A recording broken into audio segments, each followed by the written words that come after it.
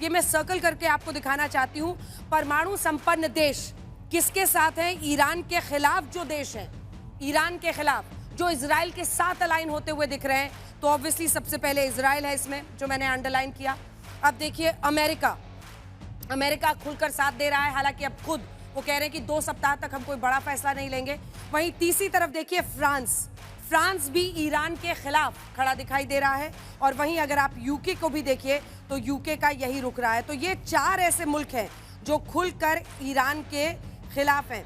अब परमाणु संपन्न मुल्क जब फैसले लेते हैं और अगर स्थिति खराब होती है तो उस पर चर्चा होती है, क्योंकि आपको ये तय करना। अब ईरान के साथ कौन कौन है खुलकर देखिए। व्लादिमीर पुतिन खुलकर आ गए हैं।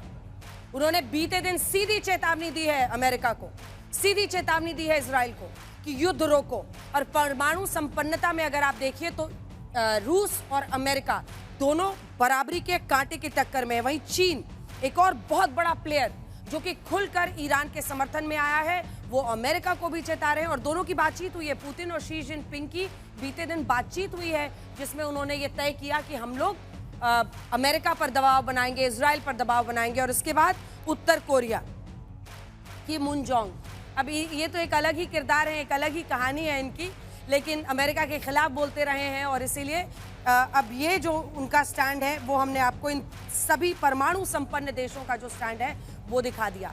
अब अगली चीज जो आपको माननी है वो है ये 2 देश जिसमें भारत भी शामिल है, क्योंकि भारत ने एससीओ में तो खुलकर ईरान के खिलाफ, इजराइल के खिलाफ जो मोशन पास हो रहा था उससे वो पीछे रहे, लेकिन बाय एंड लार्ज अभी तक हमने क्लियर स्टैंड नहीं लिया है।